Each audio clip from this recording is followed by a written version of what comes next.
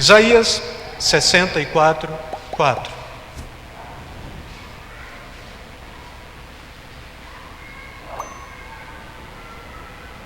Todos acharam? Amém? Diz assim a palavra do Senhor: porque desde a antiguidade não se ouviu, nem com os ouvidos se percebeu, nem com os olhos se viu Deus além de ti, que trabalha para aquele que nele espera. Agora desce para o versículo 8 ainda, diz assim: mas agora, ó Senhor, Tu és o nosso Pai, nós somos o barro e Tu o nosso oleiro, e todos nós, obra das Tuas mãos. Amém? Podem sentar, amados. Se porventura alguém conseguir até a mesa de som, abaixa um pouco o volume para mim, por favor. Glória a Deus. Quando a gente trabalha o profeta Isaías, a gente tem que dividir, no mínimo, este livro em 3 partes bem distintas. E esta parte que nós estamos lendo aqui é a parte última mesmo que a gente trabalha. Poderia pegar a grosso modo de 60 até os 66, ou caso a gente queira fazer um estudo mais aprofundado ainda, a gente pegaria aqui do capítulo 40 até os 66, e poria como sendo esta mensagem última do profeta. O som está bom para vocês? Está bem? E este profeta, então, ele está profetizando para a nação de Israel, mas ele está profetizando também para um povo que havia de vir, e este povo que havia de vir somos nós, povo de Deus. E esta passagem, ele está trazendo consolo para a nação de Israel, com uma proposta futura.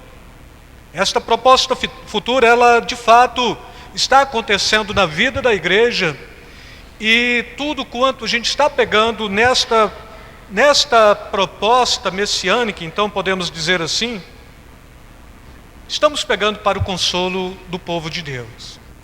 Da velha aliança, Israel; da nova aliança, a igreja. Mas o povo de Deus, tanto os que foram da antiga aliança quanto os da nova aliança, povo de Deus.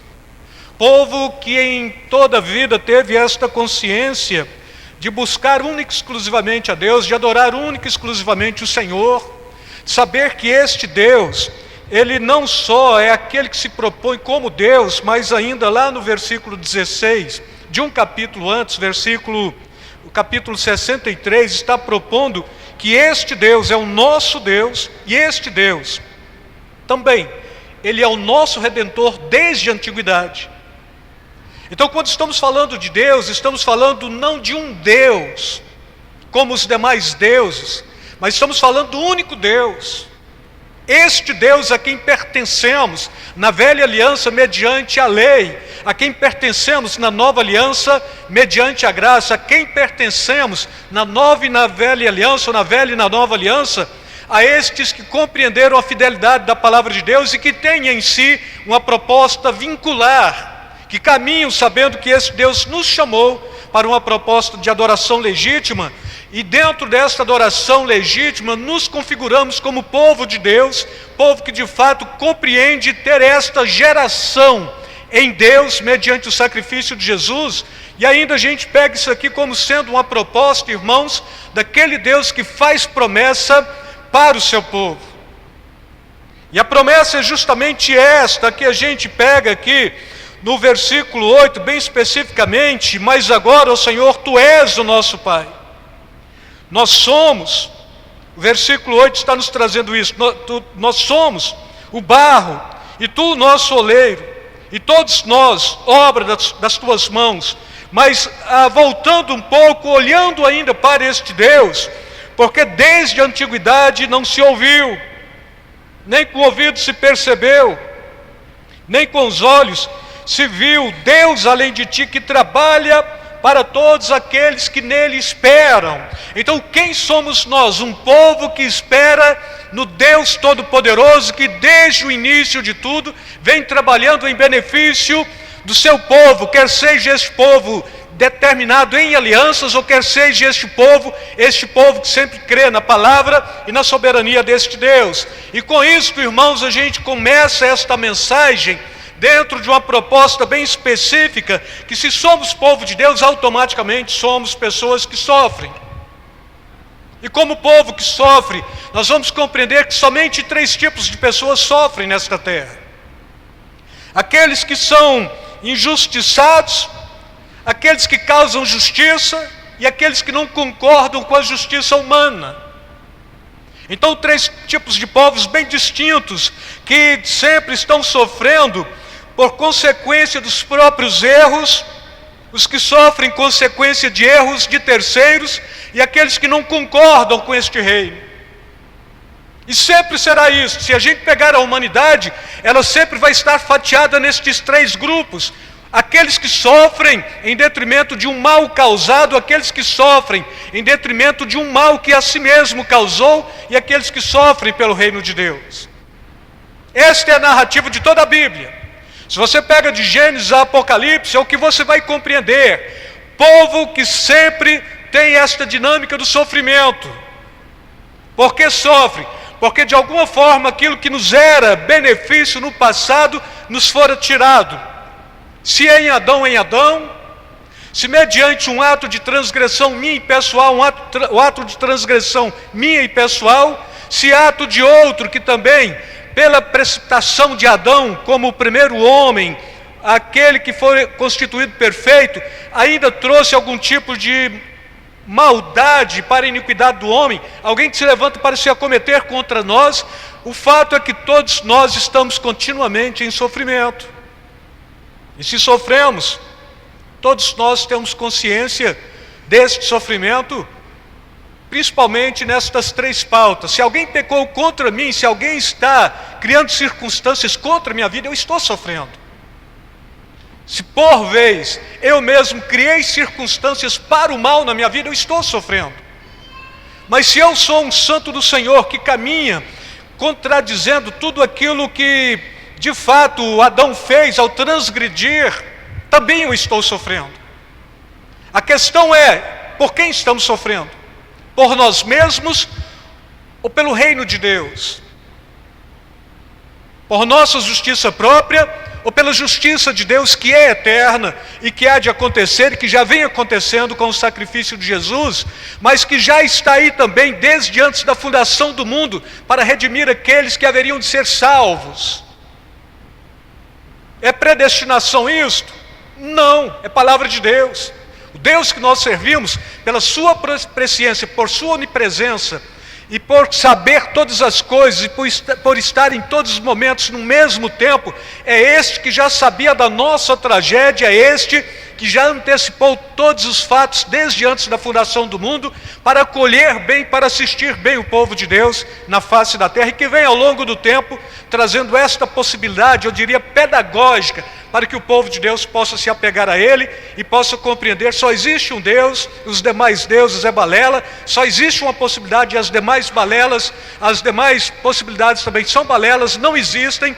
E se de fato só existe um Deus e uma possibilidade, este Deus me gerou, este Deus em Adão me regenerou em Cristo Jesus, e este Deus criou consciência através do Espírito Santo e criou possibilidade para que todos nós pudéssemos estar sempre atentos ao que Ele está fazendo em nossas vidas, nos nossos corações, na vida da nossa comunidade, na vida de fato daqueles que têm sofrido, mas o sofrimento é um sofrimento legítimo.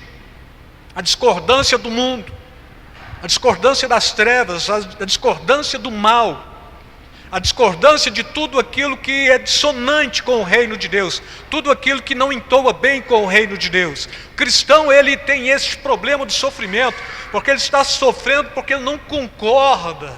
E quando ele não concorda com tudo quanto está acontecendo por aí. É justiça divina. Porque habita em nós um Espírito também, na dimensão do Espírito Santo, que nos leva a estarmos inconformados com tudo quanto está acontecendo. Com tudo.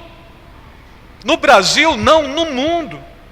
Na nossa história de modernidade, ou de sociedade líquida, ou de pós-modernidade, não, desde o início, desde a queda do homem até hoje. O povo de Deus é sempre o povo da discordância.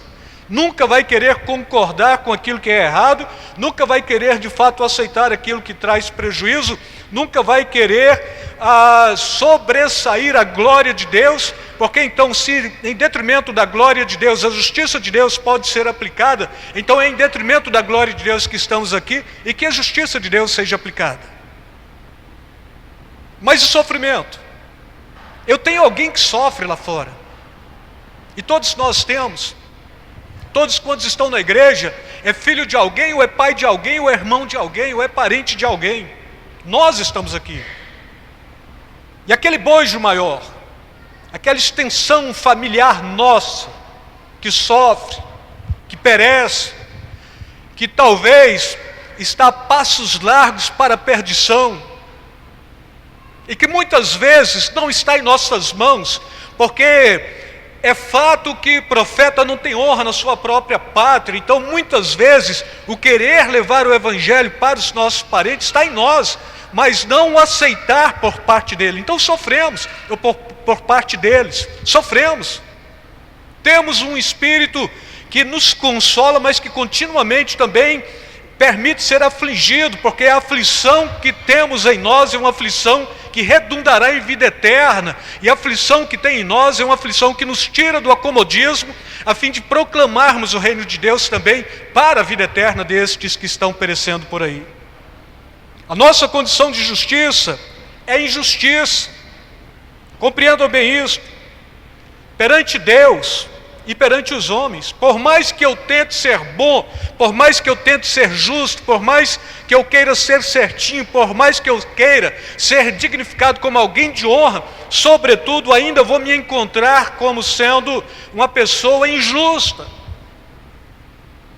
Perante os homens, sim, homens discordam.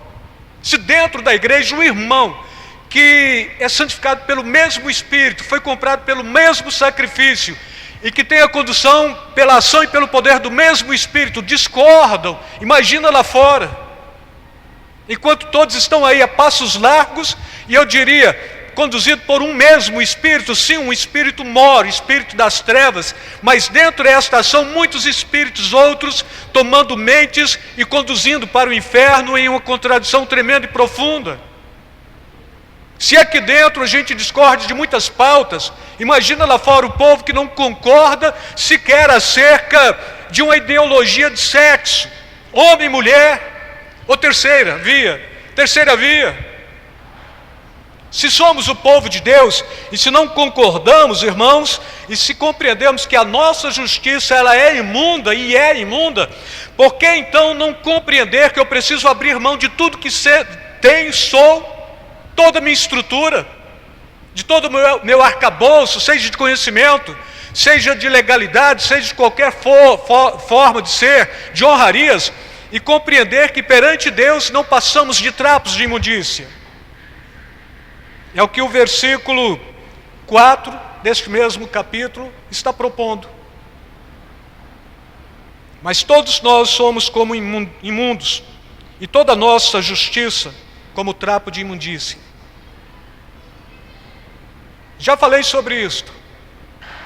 Falei para vocês que o trapo de imundícia era o absorvente de época, feminino, que a mulher usava para estancar o seu sangue e que depois jogava fora, imundo.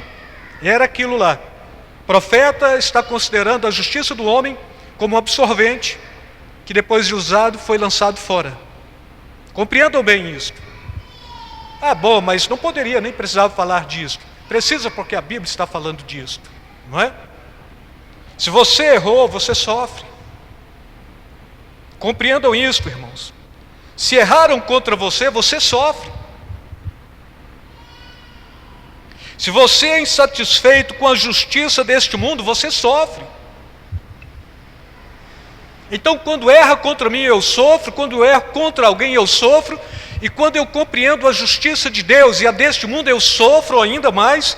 E a nossa vida é esta do sofrimento. A verdade é que todos sofremos.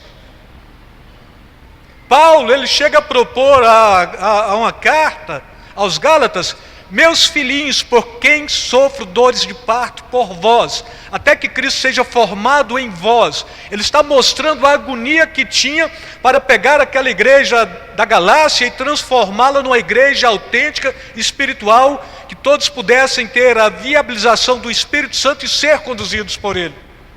Então, até que Cristo seja formado em nós, há sofrimento. Há sofrimento do pastor para com a congregação, há sofrimento dos líderes para com os liderados, há sofrimento daqueles que olham para sua própria família, tentando trazer uma possibilidade de restaurá-los, há sofrimento, sofrimento, sofrimento. Então, se a gente for trabalhar a pauta do sofrimento, nós não fomos criados para o sofrimento, mas sofremos, porque Adão pecou, simplesmente assim. E o sofrimento, ele torna-se uma condição pecaminosa de Adão. É uma condição da consciência humana. Na filosofia a gente trabalha isso, sofrimento, uma condição da consciência humana. Então o ser humano sofre. Quando a gente cai para a Bíblia, por que o ser humano sofre? Aí a Bíblia está falando, porque Adão pecou, e com isso vocês todos pegaram a senda de Adão, não é? Então este é o sofrimento que nós temos como causa pecaminosa, herdada em Adão. Não fomos criados para o erro, mas inevitavelmente a nossa carne nos trai e tendemos a falhar outra vez. Eu nunca vou errar. Nunca diga nunca. Sempre esteja disposto a compreender. Se outra vez eu falhei, e não por consciência deliberada, mas falhei, porque outra vez eu errei de forma inconsciente, então deixa eu prostrar perante o Senhor e refazer o meu vaso, refazer a minha condição, refazer a minha adoração, poder estar bem com Ele outra vez. E se a gente de fato tem esta consciência, irmãos, de que o erro é alguma coisa que sempre vai acontecer inevitavelmente, a gente não vai estar preparado para isso, porque quando eu preparo para o erro é porque eu quero errar, mas a gente vai estar sempre compreendendo que a graça de Deus ainda há de me acolher, ainda há de me levantar e ainda há de me salvar. Deus não nos salva porque somos bons ou maus, Deus nos salva porque Ele nos amou. É por isso que Ele nos salva. Olha, mas eu sou tão bonzinho, ninguém é bom.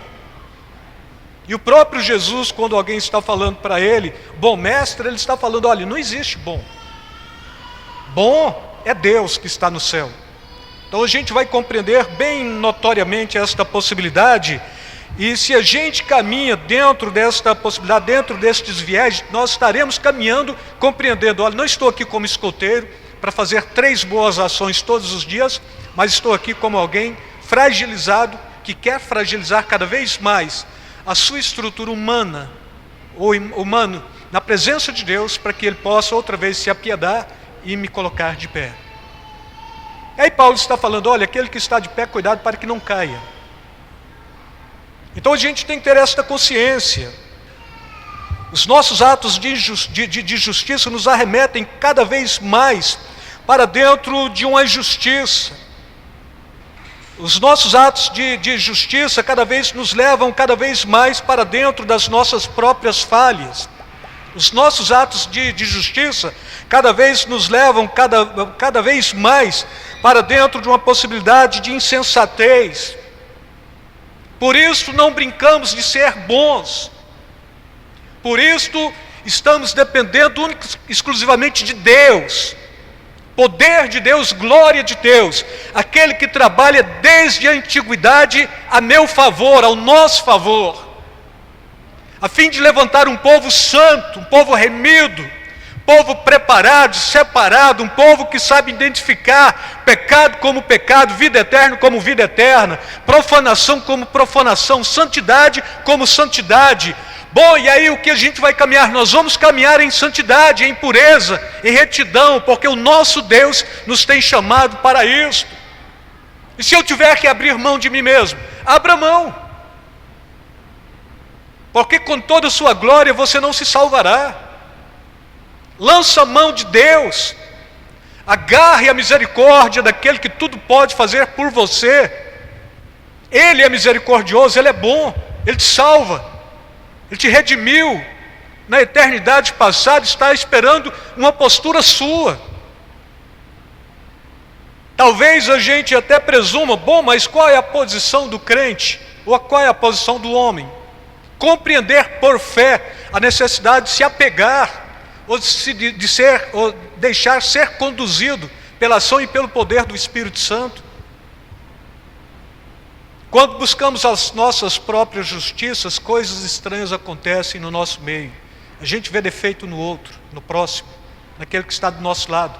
E se a gente vê defeito, naturalmente, a gente fala. E quando fala, a gente está detratando. E quando detrata, de fato, não estamos olhando para aqueles que foram remidos e redimidos pelo mesmo sangue, com santidade, com pureza, com naturalidade, como sendo aquele que está caminhando comigo aqui, e juntos estamos a passos largos ou lentos, mas rumo à vida eterna, ou em direção à vida eterna em Cristo Jesus. Amém? Sofrimento é condição da natureza humana em Adão. Paz e alegria podem vir pela justificação, irmãos, como condição herdada em Cristo Jesus. Você tem uma natureza humana, natural, em Adão. Você pode ter uma natureza espiritual em Cristo Jesus. Naturalmente, por consequência, você já experimentou a queda em Adão. Você pode vir a experimentar o acerto, a paz e a alegria e uma nova natureza em Cristo Jesus. Aquilo que você já é e já experimentou foi inconsciente, querendo ou não, você nasceu pecador. Isso que você pode experimentar demanda de você, da sua postura, da sua fé, da sua legitimidade em Deus, da sua comunhão nele. Depende do pastor? Não depende. Círculo de oração? Não depende. De quem? De você. Único e exclusivamente você. Bom, mas ele é o meu líder espiritual. Sabia que liderança foi criada para ser desconstruída? A maioria de nós temos dificuldade com liderança.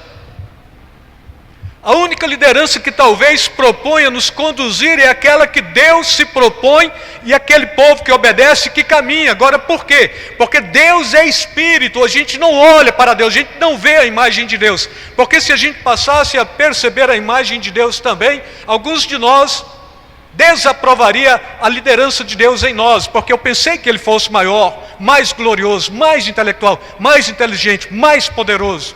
Por isso o Deus que nós servimos não se manifesta através de imagens. Compreendam isso, irmãos. Então nós somos estes que foram criados, estes que têm uma natureza pecaminosa, estes que podem ser recriados, estes que podem ter uma natureza espiritual. O trunfo do cristão, do homem de Deus, é que você pode estar o tempo todo sendo insatisfeito com o que você é, procurando ser melhor no poder e na ação do Espírito Santo.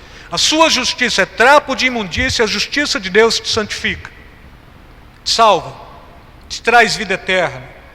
Mas a justiça de Deus faz mais do que isso também. A justiça de Deus te pega hoje aqui, que sofre, que experimenta todos os desagrados e desabonos deste mundo, que é reprovado por um bocado de gente, e um dia, este povo que sofre, que está aqui agoniado, que é perturbado o tempo todo, que é afligido o tempo todo, este povo vai ser elevado a uma condição de justiça plena de Deus, para que todos quantos olham para este povo como sendo um povo medíocre, um povo mínimo, um povo significante, possa perceber que sim, o Deus Todo-Poderoso justificou este povo, pôs eles num patamar um pouco mais elevado, salvação e glória para eles, vida eterna também é para eles, e todos quantos olharem para o povo de Deus nesta condição futura, não estará olhando como nós estamos olhando aqui, no horizonte, mas estarão olhando para cima, olhando para aqueles que foram remidos, redimidos, santificados, aqueles que não concordaram com o sistema deste mundo, aqueles que se perturbam com as aflições que este mundo oferece. A gente não concorda, a gente discorda do mundo, e a gente tem que ser aflito pelo mundo, consolado pelo Espírito Santo, caso a gente tenha a natureza do Espírito Santo. Amém? O Espírito Santo pode habitar o seu coração. Ele pode pegar toda a sua consciência humano-natural e queimar ela, como estopa. porque é justiça humana.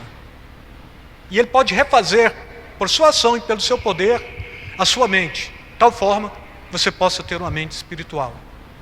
Aí Paulo está falando em Coríntios, mas nós temos a mente de Cristo. Quem tem a mente de Cristo não é conduzido por nenhum movimento, por ninguém. Confunde todos. E a Bíblia diz, de ninguém é confundido. Não se confunde a mente de Cristo. Por isso a insistência que o cristão tem que ter nesta proposta de ter uma natureza nova, regenerada em Cristo Jesus. O Adão perdeu. Nós não podemos perder. Amém? Não perca. A natureza pecaminosa em Adão ou a natureza espiritual e santa em Jesus Cristo, irmãos, é uma dica para cada um de vocês. O que vocês querem? Eu já sofro com a natureza de Adão. Eu preciso experimentar esta nova natureza em Cristo Jesus. Bom, e aí? Eu vou sofrer mais um pouco, mas com esperança de vida eterna. Sofrer com paz, sofrer com alegria, sofrer com dignidade. O justo sofre. O justo de Deus sofre. Entendem isso? A justiça perfeita acontece em nós, não por nós, mas por Deus. Olha para o seu irmão e fala isso para ele. Fala, olha, a justiça perfeita acontece em nós, não por nós, mas por Deus. Você é justo porque Deus te justificou em Cristo Jesus. E aí, irmãos, compreendam bem, Isaías 53:11, esta referência que a gente leu aqui, Isaías 64:4, 1 Coríntios 2:9, está mostrando a mesma pauta. Penoso o trabalho das suas mãos, lá de Isaías 53:11. Um Deus que trabalha para aqueles que nele esperam. Isaías 64:4, este que a gente leu aqui agora. As coisas que Deus preparou para os que o amam. 1 Coríntios 2:9. Deus está sempre trabalhando. Deus está sempre criando circunstâncias. Deus está sempre, desde a antiguidade, trabalhando em prol daqueles que hão de herdar a vida eterna. É o que a Bíblia está falando. Porque desde a antiguidade não se ouviu, nem com os ouvidos se percebeu, nem com os olhos se viu, além de ti, um Deus que trabalha para aqueles que nele esperam. Deus está trabalhando. É o próprio Cristo que está falando, meu Pai trabalha até hoje e eu trabalho também. Por isso a igreja não é sabática, porque se Deus trabalha, se Cristo trabalhou, a igreja trabalha. Segunda, terça, quarta, quinta, sexta, sábado, domingo. Bom, mas é noite da paixão, a gente não tem isso. É sexta-feira da paixão, também não tem isso. Estamos trabalhando. Estamos sendo fruto do trabalho, do penoso trabalho de Jesus. Estamos sendo estes que têm ao nosso favor um Deus que trabalha. Somos estes que devem compreender, o meu trabalho, por mais intenso que seja, é descansar, é confiar, é esperar, é deixar o Espírito Santo agir. Se Ele me conduzir, eu vou, se Ele não me conduzir, eu fico por aqui. São textos que demonstram que Deus está fazendo alguma coisa em favor da sua igreja. Os deuses pagãos, irmãos, Deus que querem sacrifícios, Deus que tem que ter algum tipo de intervenção do homem, porque senão ele se acende em ira. O Deus que nós servimos é Deus que trabalha. É contrassenso isso, é absurdo. Mas é isso que a Bíblia está falando. Não deixa Deus trabalhar muito por você. Se disponha, compreenda, se Ele trabalha por mim desde a antiguidade, então deixa eu ter aqui a capacidade de olhar para Ele e propor: Senhor, obrigado, receba as minhas ações de graças, eu já estou em condições de poder ser um militante, alguém que proclame o Evangelho, deixa eu ir e fazer a diferença também, porque eu já posso trabalhar. Quantos de nós estamos aqui só esperando Deus fazer a parte dele e a gente nunca faz a nossa? Ou seja, a minha imoralidade ou a minha moralidade não serve para Deus, mas aquilo que Ele pôs em mim serve para conquistar este mundo, porque não é de mim mesmo. E aí é Calvino que fala: olha, se vocês olharem para mim e perceberem tudo de mal, isso sou eu mesmo. E se perceberem tudo de bom, não sou eu, é Cristo em mim. E nós devemos compreender isto. Olhe em mim como homem, vê tudo de mal, mas olhe em mim como servo de Deus, vê tudo de bom. Esta é a consciência que cada cristão tem que ter. Por mim nada, por Deus tudo. Eu não posso transcender a glória de Deus, não posso transcender a sabedoria de Deus. O Herodes é quem discursa, e quando ele discursa de forma tão eloquente, o povo olha e fala: meu Deus, não é um homem que está pregando, é Deus. E ele não rendeu glória e nem graça a Deus por isso, mas ele aceitou todo o tributo humano. A Bíblia diz: ele foi comido de vermes. A narrativa bíblica é simples. Você leu, foi comido, expirou comido de bicho. Mas quando você pega Flávio José, que foi historiador de época, ele levou próximo de 6 meses vermes entrando por sua carne, saindo do outro lado, e não tinham como eliminar aquilo, porque estava totalmente putrefato, totalmente cheio de bichos, não é? E a gente pensa: mas isso não acontece comigo hoje. É bom a gente ficar esperto, é bom a gente ter cuidado, porque coisa pior do que isso pode acontecer conosco o tempo todo. Se é santo, santifica, se é salvo, compreenda. E aí a Bíblia está falando: aperfeiçoa a sua salvação, compreenda ela, pondere ela, equilibre ela, anuncie ela, proclame ela. É isso que a Bíblia está falando, irmãos. A nossa salvação é trabalho de Deus, a nossa remissão é trabalho de Deus, a nossa justificação é trabalho de Deus, a nossa santificação é trabalho de Deus. O que eu posso fazer? Servo obediente, você pode ser isto. Filho que obedece o pai, você pode ser isto.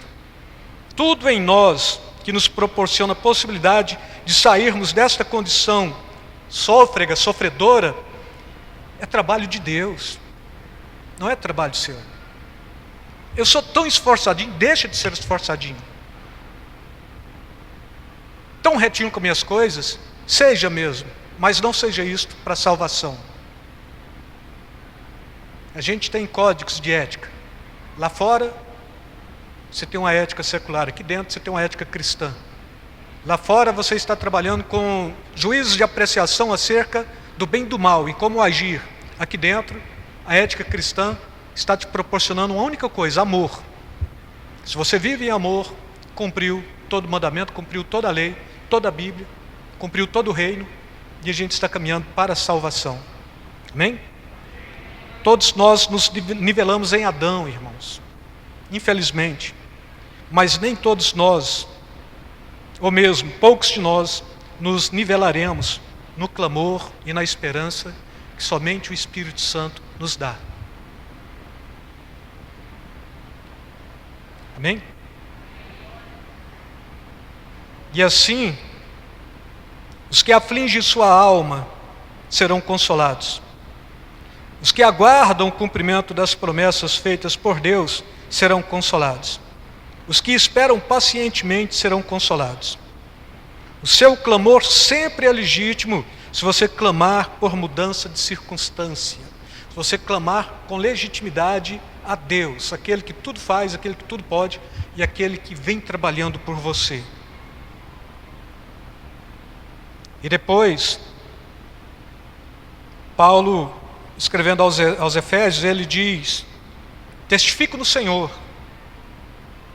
para que não andeis mais como andam também os outros gentios, na vaidade da sua mente, obscurecidos no entendimento, alheios à vida de Deus, por causa da ignorância em que vivem, por causa da dureza dos seus corações.